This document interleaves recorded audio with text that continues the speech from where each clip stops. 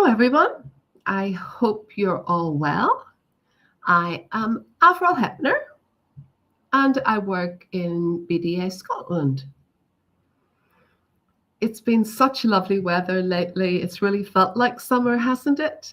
And I'm sure you've all got plenty going on. But tonight we have a really interesting session, and we're going to talk about a lovely example of a deaf dementia club. And for me, it's a really important topic.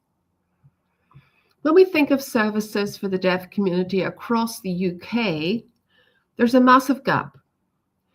If you're not deaf, you can go to a nearby deaf dementia cafe or club. But if you're deaf with dementia, the opportunities are very limited. It's difficult enough if you're deaf with dementia, trying to get appropriate carers, trying to get access. Then trying to go to one of those groups, which aren't for deaf people, can be very problematic. As an organisation, the BDA have worked alongside a range of other organisations and projects. And one of the situations that I've really appreciated learning about has been that there is actually a deaf dementia club in the UK. And I thought it would be fascinating for all of us to have the chance to chat to the two ladies who run that tonight, find out what goes on in the club, what the remit is. And I think it will provoke a lot of interest out there when you see what's happening. And I'd love to see more of these being set up across the UK for people who are deaf with dementia and their carers. That's tonight's topic. And I think you're all going to find it really fascinating. So let me just introduce our two presenters here this evening. First of all, Sandra, would you like to join us? Hello. Hi, I'm Sandra. This is my sign name, Sandra. Sandra, thanks so much for coming along and joining in with us this evening. Tell us where you're from. I'm from Bristol. Bristol. And have you always been a Bristol lady? Oh, born and bred, yes. I did move away at one time, but moved back. So I'm a proper Bristolian. You're the real deal. You really are. For sure.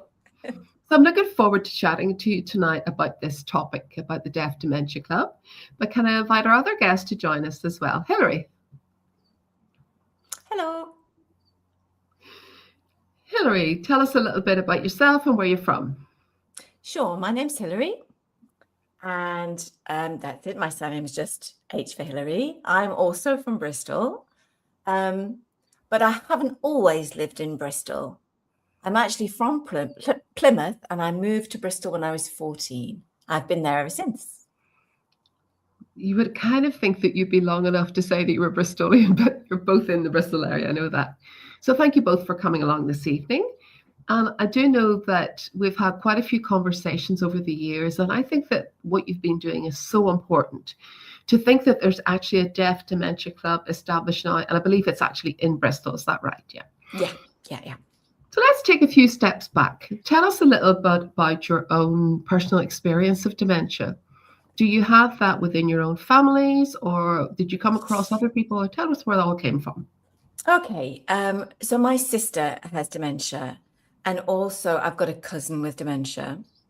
So, I mean, my sister passed away 2 years ago now, I'm afraid. Sorry to hear. And I saw her. Watching her go through that was a new experience for me. I really learned what dementia was like and how to support her. She had 2 children, she got a husband. So we were all, supporting. I was doing what I could. Okay, so what type of dementia did your sister have? Do you know? So she had Alzheimer's. Yeah, Alzheimer's. And how long did she have that for? How long did she live with it? I feel that might have been about 6 years, I'd say. So I think her journey was relatively brief, 6 or 7 years. Yeah, long enough. And was she at home or did she move into care? Well, she started off at home, and we did all we could until eventually we couldn't cope anymore, and she moved to a care home temporarily. She experienced quite a decline there, so we decided to move her back home again, but she kept falling. So she ended up in hospital, and then finally she was placed in a care home. So a fair bit of moving around then, and you've seen all of that. Hilary, tell us a little bit about your experience of that. Well, my partner had dementia, and I mean, that's 10, for 4 years now. That's been 4 years we've been going with that. It was Alzheimer's, and possibly a mixture of that with vascular, but that was never confirmed. Okay, so it's 2 different types of dementia, possibly, and that's been going on for 4 years. Is your partner at home or in care? What's happening? I'm Yeah. looking after him at home. Yeah, they're with me at home. Yeah. Okay, so you both have had personal experience, one of you in the past, the other one, it's still ongoing, and you're living with it. Yeah. And before you started to think about setting up this club, what were your experiences like as carers? Tell us a little bit about that. Well, for me, I was a kind of outside carer. I wasn't living in the same environment as my sister. I was going home. So I could see it from the outside. I think living with dementia, I mean, my hat's off, because it's such hard work. I was coming from the outside to give support. So I was bringing sort of fresh energy where I could and providing whatever support I could. But I was also going home. So my experience was that, I mean, it was difficult because it was my sister, right? And it was like dementia really took over the sister that I knew. And, she was so like me, and then she wasn't anymore. And I'm not just saying it, but it's so fascinating to me how much the brain can change. Her behavior changed, her capabilities changed. So that's my experience as being a sort of observer, if you will. It's really interesting. You feel like you're standing out a bit. Was your sister older than you? You were a bit outside? 5 years older, yeah.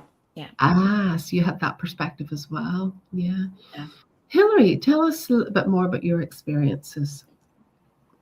Well, I've noticed it first started, I thought it was just a little bit odd. Like my partner before used to be a carpenter, worked a lot with wood. And then they weren't really doing it the right way. And I sort of felt, okay, something's not right. They're not really following the processes that they're used to following in their work. And then there were some behavioral changes. But I kind of learned to get used to that, being easily distracted, various little things. And then something else would happen that I wasn't quite expecting, and it would sort of slowly build. So it was a bit of a learning curve for me, learning how to manage that, how to avoid particular situations. He has a high level of anxiety, so trying to keep him calm and to manage that, and realizing, when he's panicking and doesn't know what to do, that for me is, as Sandra said, it's quite interesting to see how the brain can change, really, and how it does impact on a person, on their confidence, on their ability to relate to others, to communicate, the kind of situations they begin avoiding. Used to be a very sociable person, and I've seen that change over these past few years. So it can be hard to watch, actually. Absolutely. So what I'm hearing is that your own journey has been difficult because it's been painful for you both, seeing those changes, and those changes kind of coming at you out of the blue, and also the variability because you're dealing with people who have good days and bad days. I'm sure that both of you perhaps have had the opportunity to chat through that. Your experiences are probably very different, but what's that experience been like chatting to each other? Oh, definitely. When I've kind of offloaded to Sandra, I felt like, I suppose it's not nice to say, but it feels reassuring that you're not the only one, that you might have similar experiences to somebody else, because I didn't know anything about dementia before. I mean, I think I'd seen it in my father, but, it wasn't acute, I'd say. So I guess he had some symptoms. But it was just this sort of a series of odd things that started to happen. And so being able to talk to somebody else about those things it really helps a lot. You know, it's really reassuring. It's really helpful. Yeah, and I felt when my sister had dementia, I kind of felt like, who do I talk to? My nieces and nephews, but that's sort of like we're all in that circle. We're all there. So when I found out that there were other people who'd had experiences, maybe had a sister with dementia, and I began talking to others, it just helped to remind me that my sister was going through something that other people had gone through. You know, as I say, my sister's passed away, but you know, Hilary's experiences started at a different time. I've got a friend whose sister also has dementia. So I can sort of say, well, yes, I remember that phase, you know, and you can't quite say, I know what's going to happen next, because every individual with dementia is different. Their characters are different. They change differently, but it does feel good to talk to someone. And I think people do appreciate that, as I did. And what's great is that you're both part of that greater Bristol area, so it's not so far for you to engage with each other, to be able to meet up and to offer that real support. And when I think of people watching from across the UK, most people who are carers for deaf people with dementia are very isolated because they're on their own. And that's why I wanted to have this topic brought out in the open tonight. My perspective is that as carers, you have support from each other, but people in the wider deaf community who are carers, do you think that they probably do have support, or what are the opportunities for deaf people who are carers? Well, I've been a carer before, so that part isn't new to me, but my husband's ex-partner had cancer, but I think the support you get in that situation is extraordinary, all through the experience. With this is very different. There's very little out there. You can feel sort of lost in space, really. Like, where do you go? What's next? You know, what's coming at me? And that's quite overwhelming. And also, I think with dementia, you're living with the unpredictable. You don't know what tomorrow is going to be. Is it going to be a good day? Is it going to be a bad day? Is something going to happen and change everything in that moment? You can't really plan. So nobody can really prepare you for that. You know, that's what's hard. That's what's hard. Well, listen, thank you very much for sharing some of your own personal background, which leads me on to what I wanted to ask next. This club that you have established now in Bristol, your Deaf Dementia Club, tell us the story behind that. You know, how did it get set up and why? Can you give us that background? Okay, yeah. At that time, when my sister had dementia, another friend's sister developed dementia, and there were 2 or 3 other people with deaf people with dementia. And a lot of them were in their own homes, and it suddenly just felt like a little bit of an outbreak, I suppose, you know. My niece, my sister's daughter,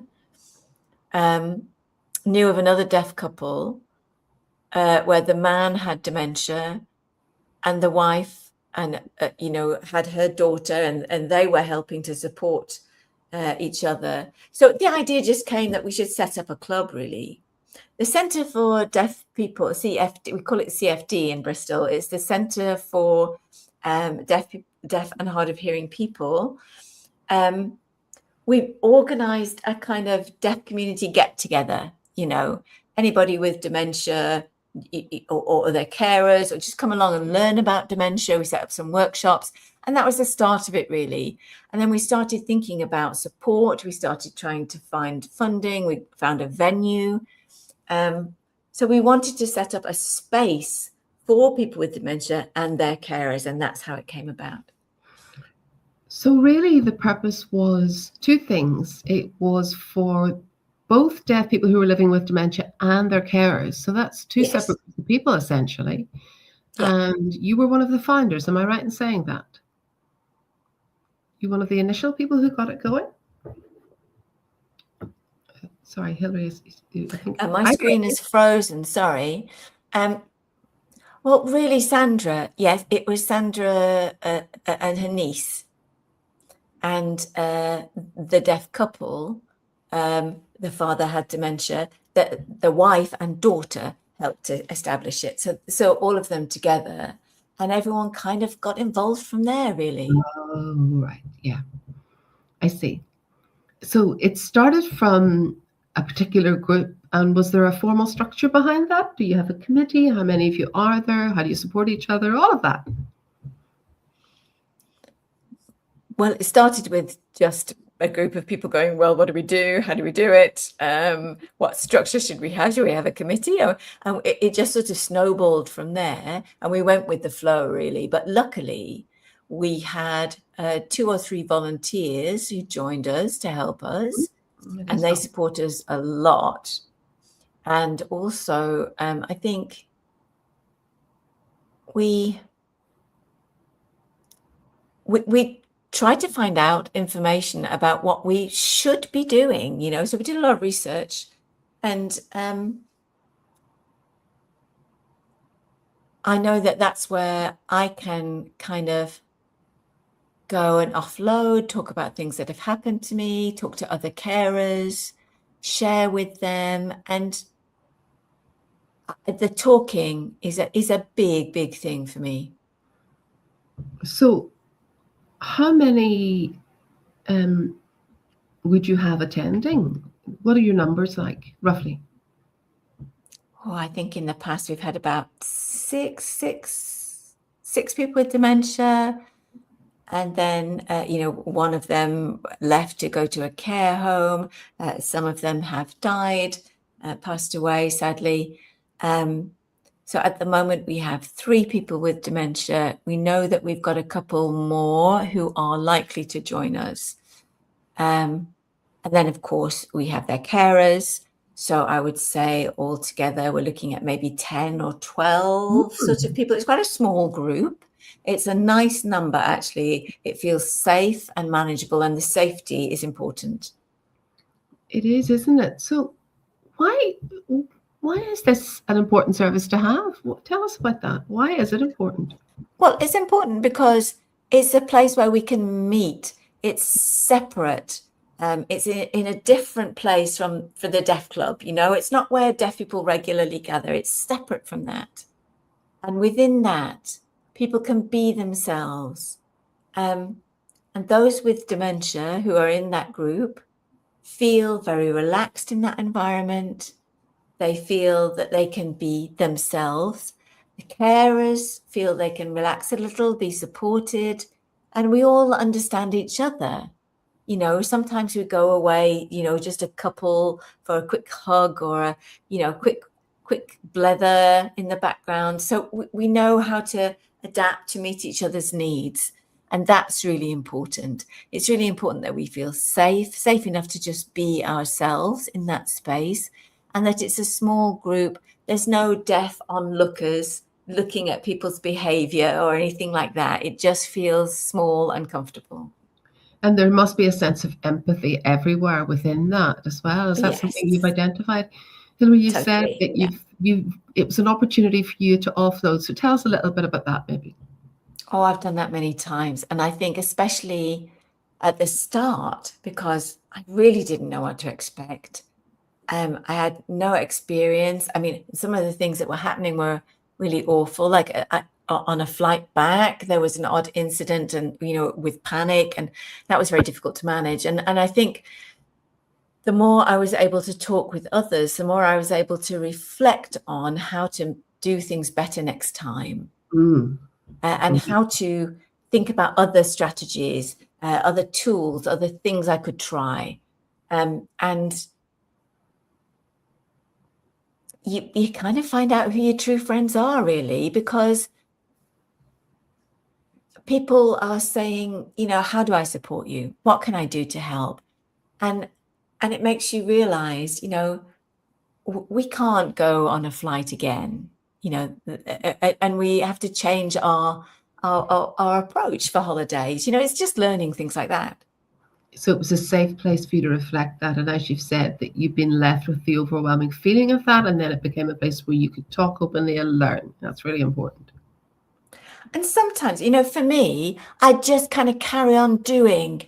And when I go home, and just stop. I realized actually I was carrying an awful lot of emotion. I'd cry and I didn't realize always that I was carrying that much. So this kind of space is a space where you can be emotional, you can feel comfortable, you can feel supported by all the other lovely people in the group. It is lovely. And the club is where we've learned to support each other, really, to give each other space as well.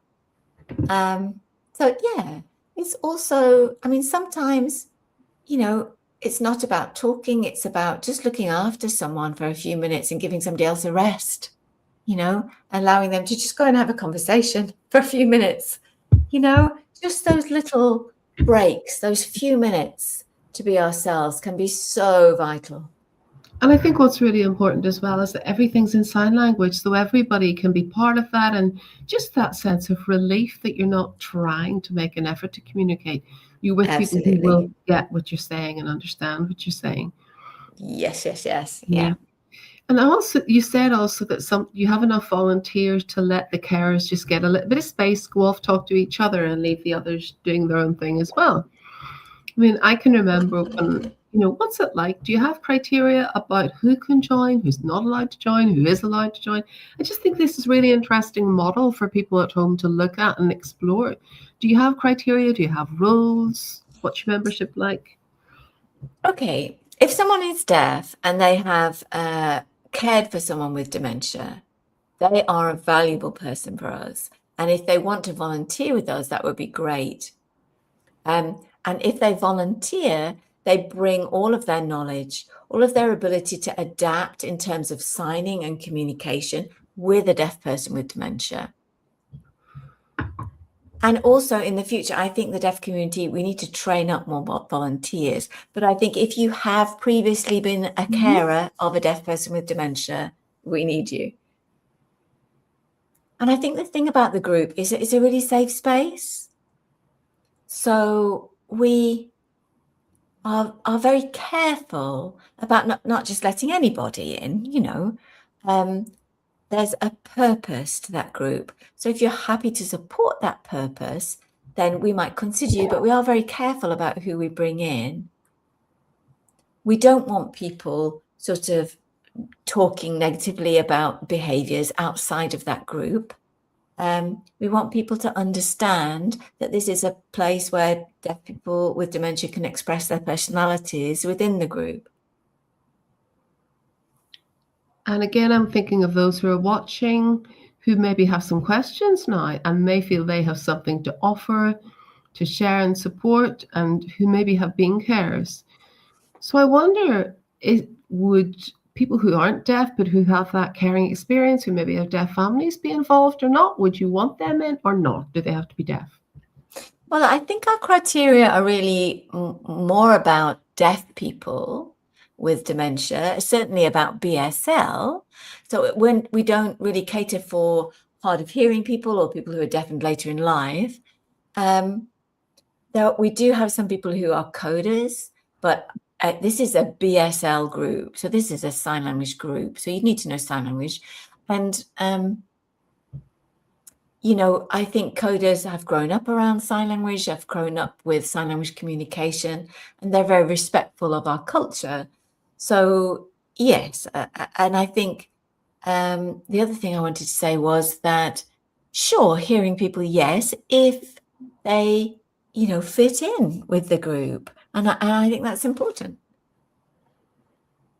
Yeah, and what occurs to me is that, you mentioned earlier about a committee structure and that sort of thing. I mean, to begin with, we didn't really have anything. And then eventually myself, Hilary, and another person, another deaf person, and one person who is in fact a coder, whose parents are deaf, and whose father has dementia. They also joined. So we do have a sort of mixed group, really. And am I right in thinking that you've been able to get support from the health authority in some way? Yeah, that's right. Yeah, that's right. A woman from Dementia Wellbeing, which is based in Bristol, a group based in Bristol, came along at the beginning, and we learned we asked a lot of questions because at the beginning, we didn't really know what we were doing. We had issues, we had barriers, we were kind of getting quite emotional about it all. So she came along and we just sort of really asked all our questions and bombarded her with, things. And we just didn't know where we could get support from because there's such a range of services in the dementia field. But she was great. She came along, so dementia wellbeing, and she came along. She brought 2 interpreters, and when she comes, she always brings 2 interpreters, and she visits us every 3 months, and she always brings something, some new information, some new way of doing something. She explains it to us. We give her tell her where we're at. She goes away, finds funding, finds more information. Without that support, I think we'd be in a very different place. So constructive. That's great. Yeah, and I agree. I think, she really helped us get on track, I think, at the beginning when we didn't really know what we were looking at, the kind of landscape that we were in. We were finding a lot of barriers, we were finding a lot of holes and gaps, and we didn't know how to navigate them really. And so she's been really useful. She was quite surprised at some of the difficulties that we faced. So we appreciate her time and her support, and she's learning from us too. That sounds like a two-way learning experience. I mean, that's amazing when you were just getting established that you had someone you could go to who works in the wellbeing feed, who you could give information to for her learning, who also gave some to you, and that you shared that amongst you all. Sounds really good. I do have some more questions for you, but I really think we should show everybody some photographs of your group and what it looks like. So let's see some of the activities that happen in your group.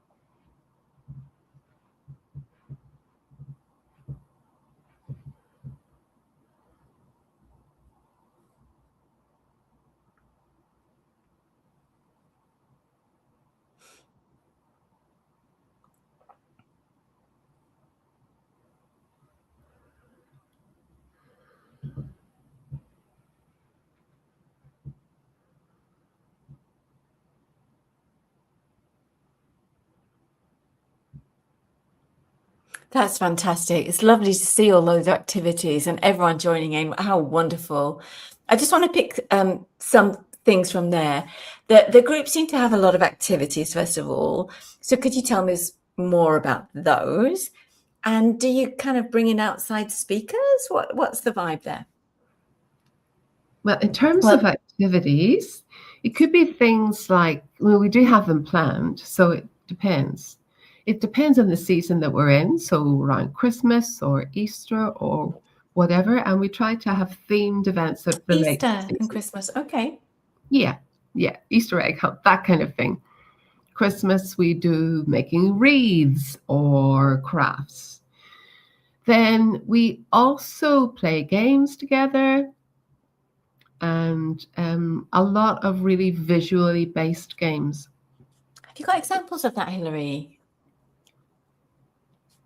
And we use a lot of little magnets that we would have, and you get one and then another one, and then just the sensation of those attracting towards each other and bumping creates a sensation, which is really good. And I think I saw Lego in one of those photos. Did I see Lego? It's not actually Lego as such. That's a visual spatial tool that people use to pull things together and turn into something. But really the aim of all these activities is to let people enjoy themselves. They have a bit of a laugh together. They share the activities together. And sometimes it creates conversation and chat around that. We'll sort of ask questions like, how did you two meet? And you get, oh, I loved her eyes. And for people with dementia, the chance to go back and talk about the past and what started all that. And then we've got loads of really interesting information from people that way we would never have been aware of from the past. But what's really nice is it is a small group, and therefore they are together as a group, and there's a lot of humor emerges within that safe space and in the confines of that group. I can't think of anything specific, but we do bring in outside speakers as well. As we said, there's a fireman has come in and spoken to us as a group, and we had the dementia navigator who came in to talk about their role and to help us all understand how we could approach a dementia navigator. And can I just take you back there, Hilary, to the activities? Why did you have a fireman in? Well, the reason why we brought a fireman was it was to do with being safe at home. Ah, yes. And really, safety at home is a topic that we don't always talk about. There's a new device that you can get nowadays. It's a yellow device. It's a kind of watch, or it looks like a watch. And the aim of wearing that device is that if anything happens, it's an obvious signal that you have dementia so that you can get safe. However, people in our group won't wear it because whilst it's a signal of that, they feel like, they're deaf and they get a bit suspicious of the reaction they might get from people. So people don't typically wear it in our group. So safety in the home. Yeah, particularly for people with dementia. What's interesting is when we first started it, we realized some of it wasn't working. And we've learned as we've gone along around what activities work, what talks work, how to adapt those, and we've learned a lot in the process from doing that. Since we first got set up, we changed things quite a bit.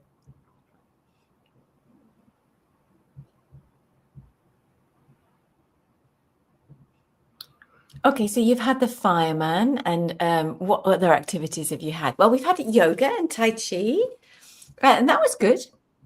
We had a woman who came in. She could sign, and so she taught us to do some Tai Chi, and that really helped get people moving, which of course is very relaxing, de-stressing, helps with balance as well, helps with breathing, regulating. So that was really good. And I think we've only had, they just speak for sort of 15 minutes, which is more than enough. That's great. It's very gentle. Mobility is a really important thing.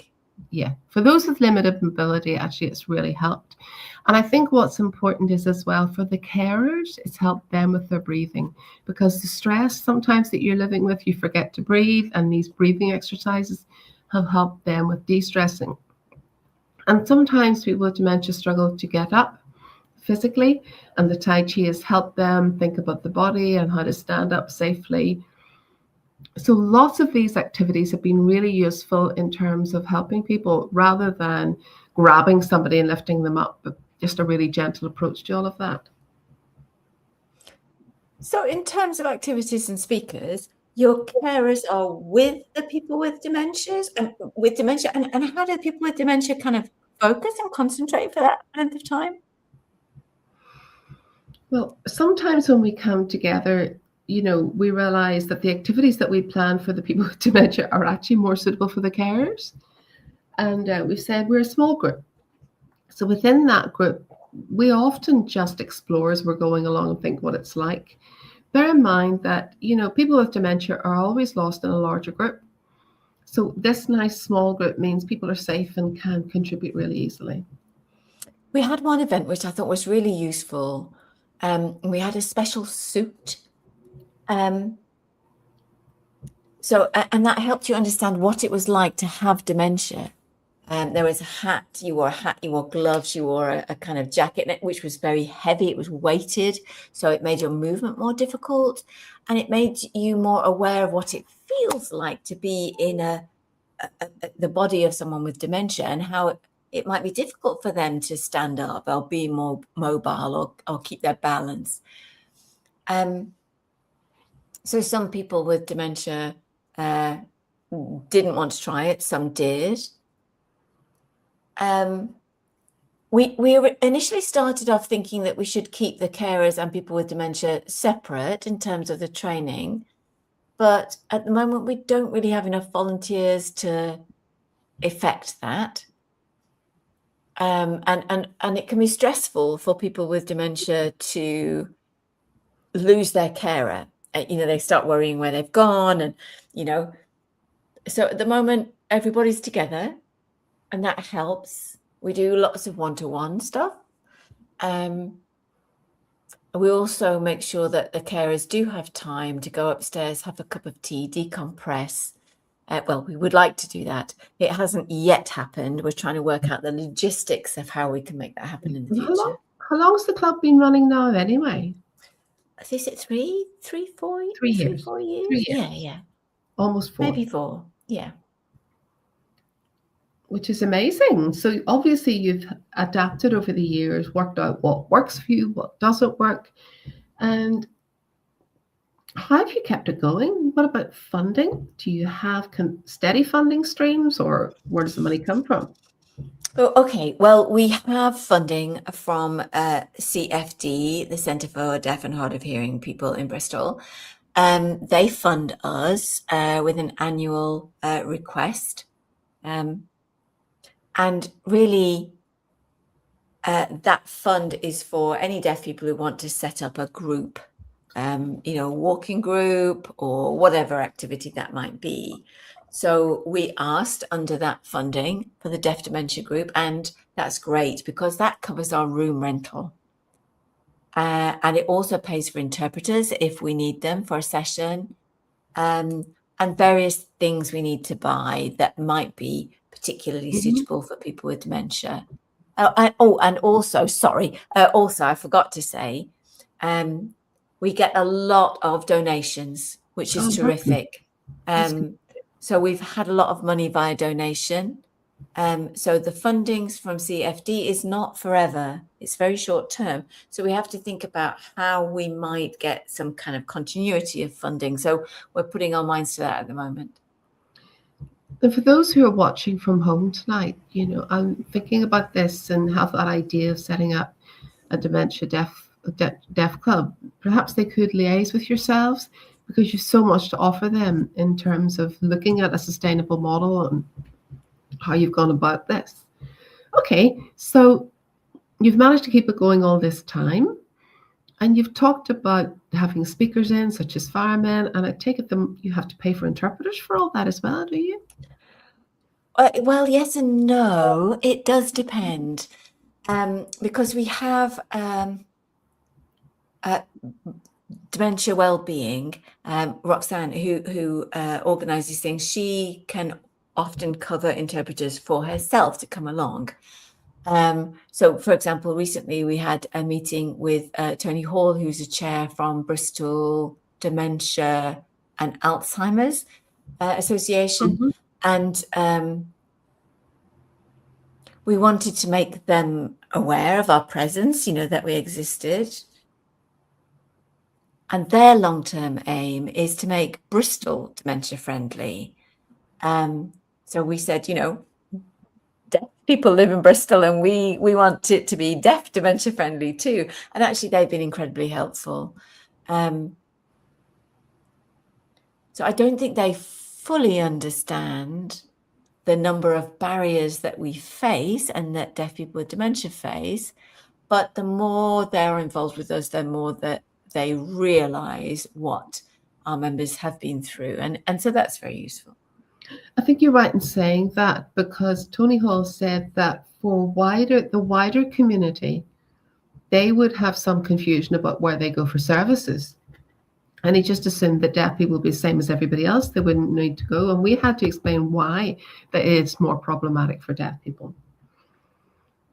I mean, that's great that you have not only a group, but you've got a range of people who are outside of the deaf while coming in to offer you that support, help you with funding streams, and you've got that wider set of networks. And what's so important is you've set up something here which is a foundation for the future. And I come back to a couple of points that you've just raised, both of you there earlier on.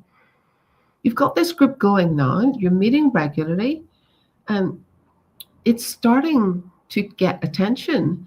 And I saw in some of the photographs that there's actually been some awards for the work that you've been doing, and you've only been going for 4 years. That is incredible. Tell us a little bit about the awards that you've received. Well, thank you. Yeah, we've received 2 awards actually. The first one, I think it was in the first year, wasn't it? Within the first year. Yeah, in the first year. Within the first year, that was when we met Tony Hall. And this is the Bristol Alliance, Bristol Deaf Alliance, not Deaf Alliance. What am I talking about? Bristol Dementia Alliance. Sorry, Bristol Dementia Alliance. And they were looking for anyone with ideas, anything to do with dementia. And obviously we set up the first deaf dementia group, and they were so excited that we got a bronze award within our first year. And is that for the whole area? Yeah. Yes, for the whole of Bristol, I think, isn't it, Hilary? Yeah, it was. Yeah, the Bristol area. Yeah, the Bristol area. And then 2 years later, which was last year, I told you that there are a couple who are deaf, and the husband has dementia, but the wife is the most amazing carer. Takes her husband absolutely everywhere, is a staunch advocate. And that she was given Carer of the Year. We nominated her for Carer of the Year, and she won the award, Carer of the Year, which was lovely. Which is fabulous. Really nice. That recognition, it really is. And I'm sure absolutely. And the amount that she's been doing. What was her response when she got the award? Oh, she was overwhelmed. She couldn't believe it. I mean, she thinks she's just doing what she should do. But from the outside, what she's doing is phenomenal. That's nice. And I think I was really pleased because she's the role model for all of us, if we're honest, in terms of how she copes. She really goes above and beyond. And I actually feel like I moan about so much, but seeing how she just gets on with it, hats off to her. She's incredible and a role model for all of us. But I think also the award process made them realize about how much, she's had to manage with minimal support over the years. It hasn't been easy. No. And we were really pleased. It was a very well-deserved award. Absolutely. Well, listen, well done to you for getting 2 awards in such a short time. Thank you. We actually have some comments coming through here, and I think we should have a look at those. 2 from the same person, Linda Richards. The DCC is a fantastic idea. Loved the idea when I first heard about it. All credit to you all and to Justin Smith, CEO of the CFD. It's clearly very important to have the DCC for those with dementia, their carers and family members. However, it's still a big commitment and you're still there with the person with dementia. And I fully understand you may want to do that. However, how do you get time out? That's the question. Either of you got an answer for us? Well, like I said earlier, we would like to have our own time out, and that's something that we're working towards in the future. If we get more people, more of the right people in the group, then one of the things that we're considering, or one of the things that we're looking at, is trying to get training for volunteers, because I think that's really important. So yes, that might give us that time, but also we're aware that it can be stressful and it needs planning for deaf people with dementia. We need to plan for that. Luckily, I think our group is small, so we're all willing to support each other. It doesn't become, yesterday I noticed, I just looked at us and we were all laughing at one moment. We just have a laugh together, and that is the best thing. It doesn't feel like work when we're there. We all feel like we're helping each other, and I think it just feels like, I think we're very good at supporting each other. And I'd just like to add to that too, that when we first started the group, we wanted all sorts of things. And it was quite overwhelming to try to manage achieving those things and doing the caring as well. It was all just too overwhelming. So me and Roxanne, we just kind of had a moment where we went, can I just pass some of these things over to you, Roxanne? These are our ambitions. If you could find out that information for us. And she does. She finds the information. She tries to find, one of the things that we really need is a care home. Just one care home with a unit where we know that care home can cope with deaf people with dementia. We know that there's one up in Derby and one, down in Surrey, and that they're both too far. But neither of them are possible. We want something local, a local facility where deaf people with dementia and their deaf carers can come together. And that's really one of our ambitions. And hopefully the Deaf Dementia Club will grow in terms of volunteers. But really, I have to thank Roxanne for giving us the breathing space and taking the load in terms of trying to research and develop some of those things. And what I'm picking up on is that you all have different roles, different people are focusing on different areas of what needs developed here. And I think that's really important. Yeah, one thing I'd like to add is the important thing about this club is that it's still deaf-led, very strongly deaf-led. Yes, Roxanne is hearing and she supports us, but she is learning to adjust to fit with us and our needs. And, Sandra's right, we're so grateful to her. But at the same time, what I'm grateful for is her restraint. She doesn't try to take over, and I think that's really good. But she does offer support. That's really important. And how often do you meet? I don't think we've clarified that. Is it weekly or once a month? Once a month, about once a month. Okay. Depending on the funding, whether we can hire the room. And how long are you in there for? Is it a full day, half a day? Oh, just a morning usually. Yeah, 11 to 1. 11 to 1. So just a couple of hours really, where we can all just relax and enjoy ourselves. I think if if the time was extended, it might get a little bit tiresome, a little bit tiring. Yeah.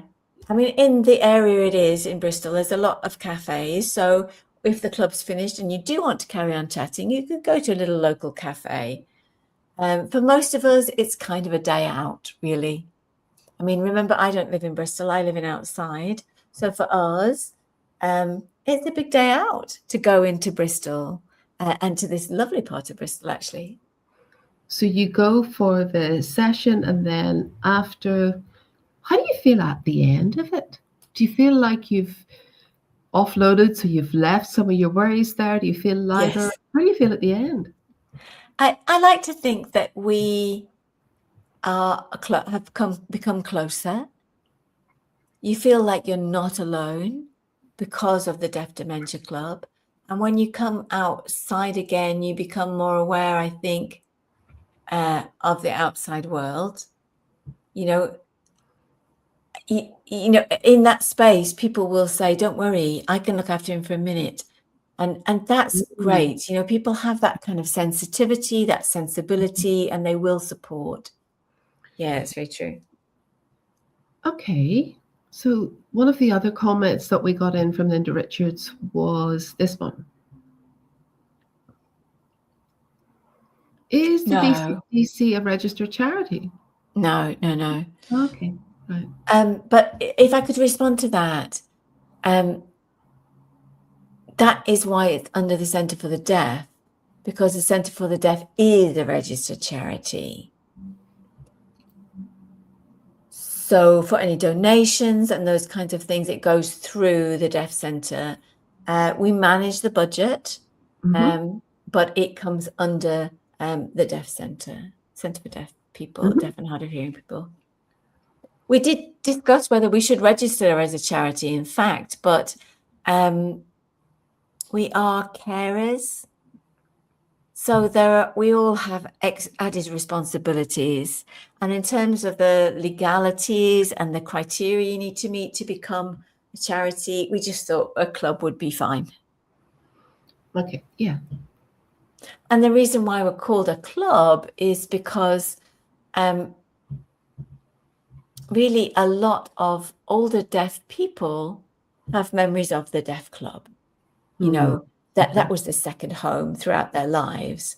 So we're trying to kind of recreate that really in a way, a space where they can come, be themselves. And that's why we don't really want to become, we don't want it to become too complicated.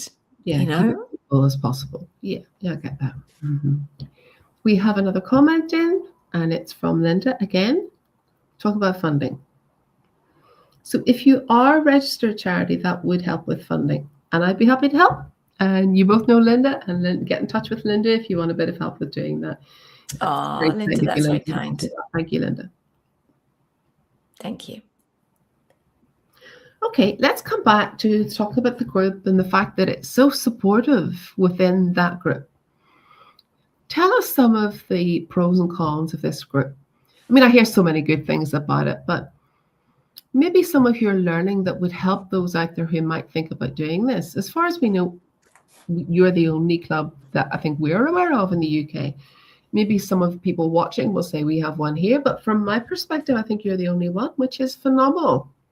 Tell us what have you learned from doing this? I'm sure there's pros and cons that you've learned along the way. Tell us some of your learning. I thought of a lot earlier. I'm not sure I can think of any in the moment just now. Well, I wouldn't say it's a con, so not a negative thing. But I think there is a feeling amongst the deaf community of, oh, what's this separate group? Why do you have to meet separately from being with us? Why can't we all be involved in this group? Why can't we join? But it does feel like, it's not a zoo. We don't want people coming along as spectators.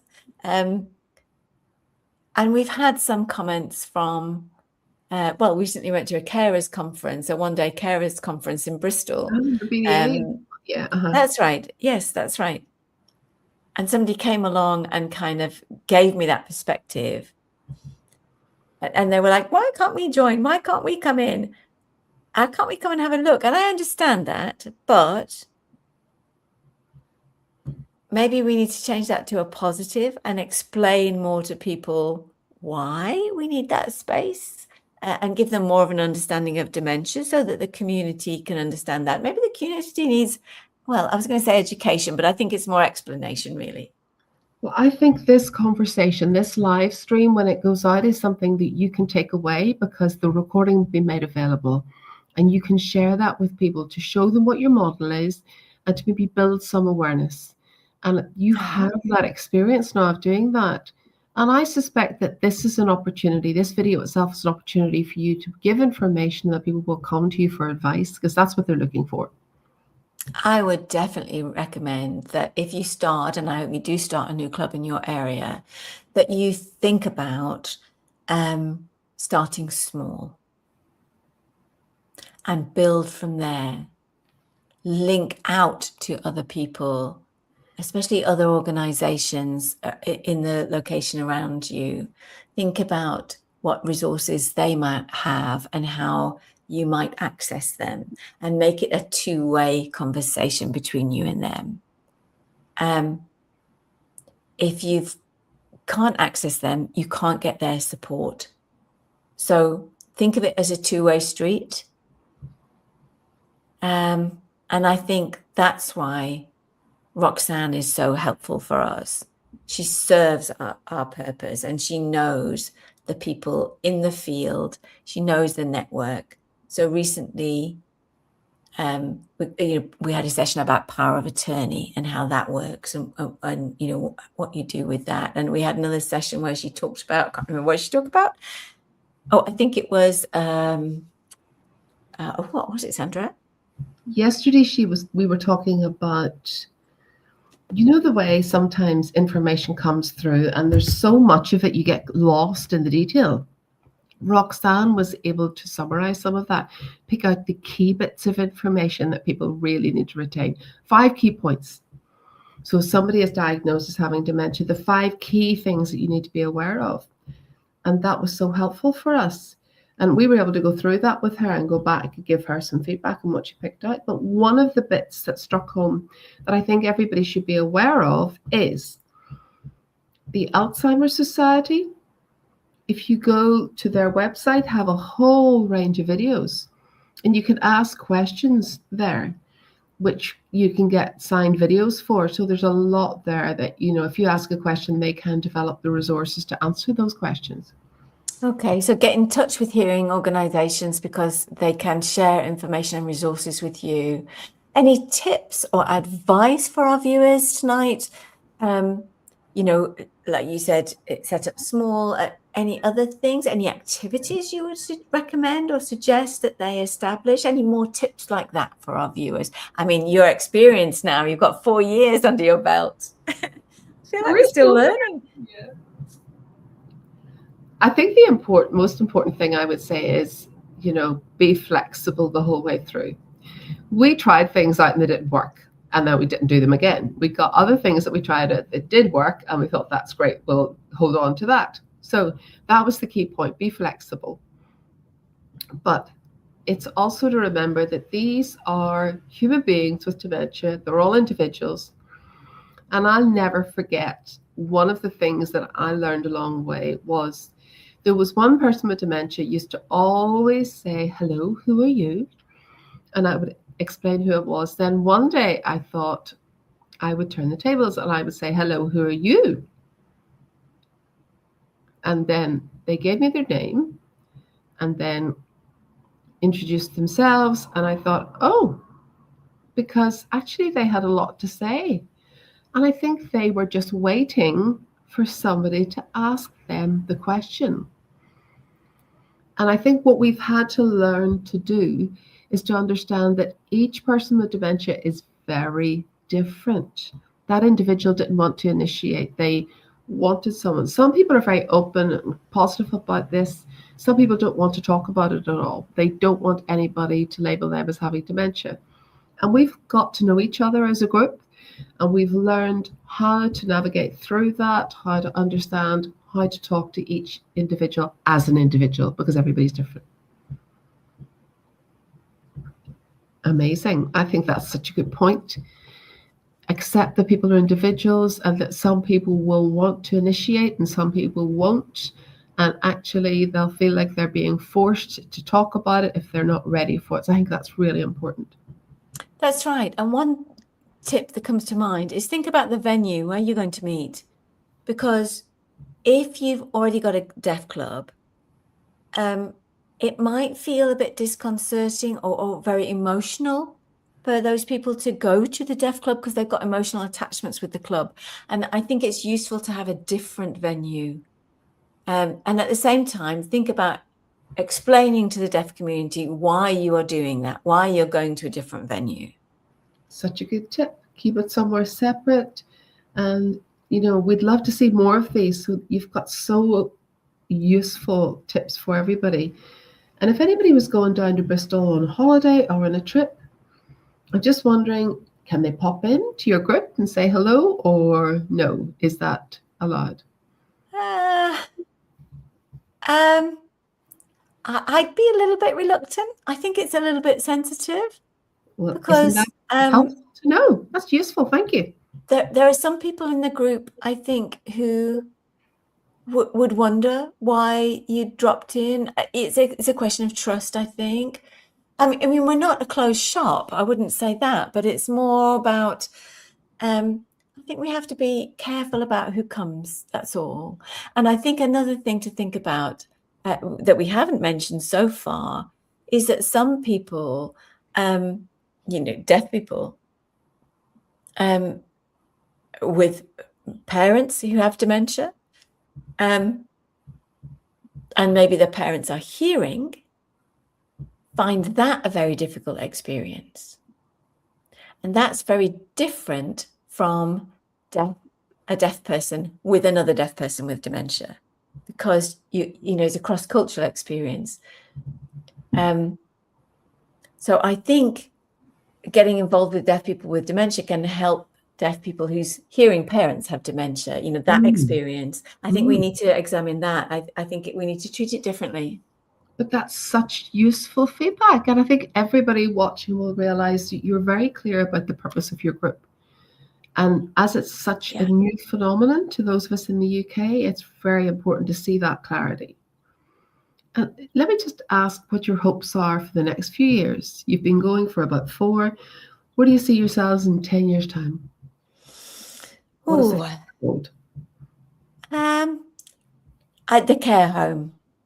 I'd like to get the care home. I'm hoping that we can find one where we could set up, just start something. That would be my hope. We used to have a care home, House 21. I think there are about 6 or 10 deaf people. 10 deaf people that were there. I don't know what you're talking about. House 21. It was one of the organizations, a caring organization. They had one in Bristol, and their provision included 10 deaf people with deaf support carers. I think they were called deaf support workers, deaf carers. Yeah, deaf support workers, I think. I'm not sure. Yeah, something like that anyway. And eventually, one by one, they passed away, the residents passed away. But that provision is also not for people with dementia. It was more a sort of sheltered housing type arrangement. So it wasn't a high-level care, a high level of need. So what we feel now is, Bristol is a big city. We have to either go to Derby or down south to find somewhere, whereas so many of our own community really need to go to a care home, but would find the communication so frustrating, would find the staff unaware of their needs, staff would be unable to communicate, even just a simple, hello, cup of tea in sign language. So I think, deaf people can get very frustrated, particularly deaf people with dementia. And so that is a big worry for me, because the communication isn't in place. It doesn't match their needs. I would agree with that, yeah. So what do you feel the future is for your club? I mean, you'd like to have some connection with a care home that you could build on over the years? Is that what you're thinking? Yeah, that's our primary goal. And secondly, I think more appropriate training for our volunteers, so that they can feel much more confident in allowing the carers to take a break, so that the carers get a break as well. Some carers really don't get any break time at all. And I think that's really where we feel there is an existing need. Just 2 hours, which is nothing, 2 hours a month. I mean, it's really nothing, is it? But, yeah.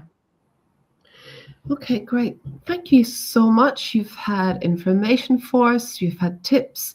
You've shared your experience, your knowledge. And I think it's amazing just to consider the wonderful initiative that you've shown in setting this up and creating such a supportive environment. I'm incredibly proud of you and what you've done. I think it's amazing. Let me just check and see if there's any other comments before we finish. Actually, we've been going for well over an hour already, so time has flown in. Let me just have a look here and see if there's any more comments. Yeah, people saying it's been really beneficial and useful. Yeah, that's what I'm seeing. There's just one from somebody different who wants to add a comment. Sean Richards. I want to give huge credit to Avril for raising awareness about dementia. Her workshops in Derby really blew me away and really helped us to support my father-in-law with his Alzheimer's. So thank you, Avril.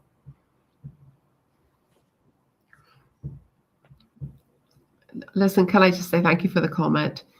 I think it's really important that we have that feedback and that learning is going on. And I'm glad you've been able to join in tonight. Thank you for that, Sean. I'd just say also, I think it's really important that all of us work together.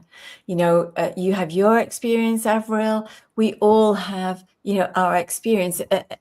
And this is something that we can't, you know, it's no point in kind of keeping that to ourselves, really. We should be sharing these experiences. We should be talking to each other in the hope of developing these services in other places right across the UK and waking up the hearing community, helping them to understand how best they might support deaf people with dementia and how different that is. Any last comments before we finish? Anything that you were dying to say and haven't told us yet? Anything else? Let me think. I think I've said too much already. It has been a fascinating session, and I believe that this is really valuable for people to be able to access themselves. I just want to support what Hilary said, really the importance of talking openly and not thinking that you're the only one. Please don't think you're alone. When we talk to others, we find help and support. We get tips, we get advice, whatever. So please do.